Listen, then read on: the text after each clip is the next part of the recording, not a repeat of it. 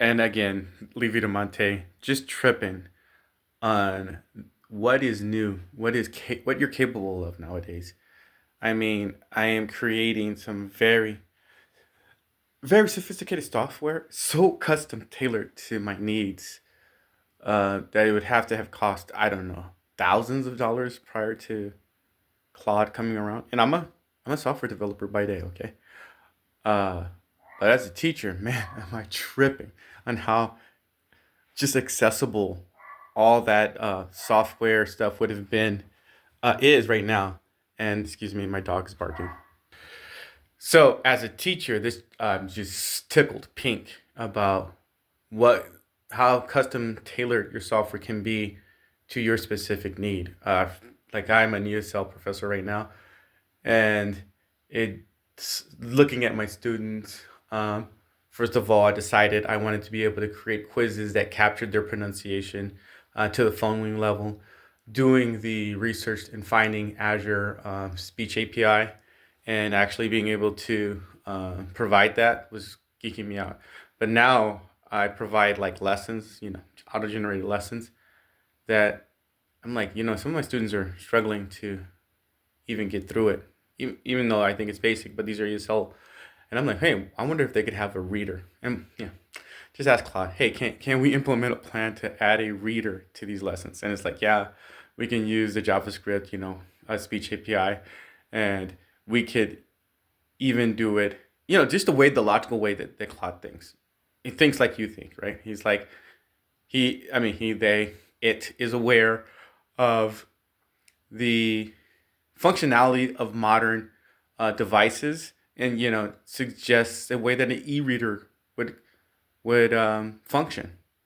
As a software developer, how great that is that you have a stakeholder in this that uses just the utmost amount of logic here. It's like, yeah, of course I want that. I want to be able to touch a section of in the lesson plan and have that read to me, right? Or I want to have autoplay because these are functions that we're all accustomed to. I don't have to think as a software developer like, okay, I'm going to want you to do this. I don't want you to do this. The button's going to go here.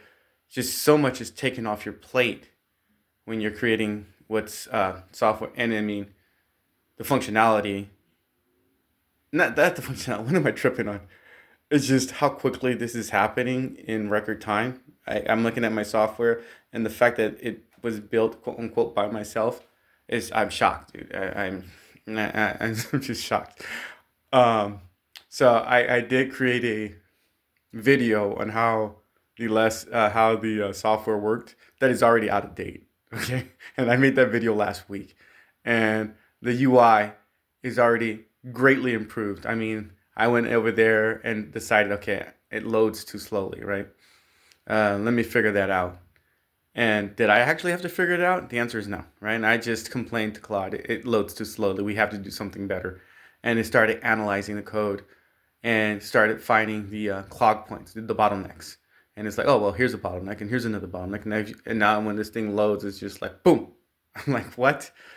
And yeah, it really, of course, you have to have a project manager frame. Like, none of this is happening if I don't know about, React, if I don't know certain libraries that are going to speed things up. Um, but when you do, I mean, the effort to, what is it? ROI that's going in here, and that's the return of investment, is just you put in very little for so much. Uh, it's amazing. It's amazing. And like I'm used to, even now, like during the day, code going 20 times slower. And yeah, I think that the future here, and of course you have to know code. I get errors, and of course I'm like, okay. And I'll be honest with you, I got as lazy as highlighting the error, feeding it back to Claude. I'm like, hey, here's the error, fix it. Um, which means that the code isn't as good as it should be. But as a, let's see, so since the job isn't coding, right? The job is providing quality lessons to students. This is amazing. Okay, this is amazing. I'm going above and beyond that um, job requirement and providing just tools to my students to really hone in on what it means to pronounce, or really give them the advanced tools that I saw somebody charging $140 a month for. I can't afford $140 a month. I paid Claude 80, and it's a new month, so I paid Claude 100. But it wasn't all in one month. Can you imagine the recurring payment? No, software is becoming so accessible and so affordable that you want to avoid stovepipes in the past, but now I think every classroom can have some feature tailored to their own students. I'm seriously geeking out. I've been geeking out since I've had Claude on my hands, and I can't speak highly enough for that company, Anthropic. They are complete geniuses. Um, are you are you looking to hire Anthropic? I just want to be around geniuses like that. All right.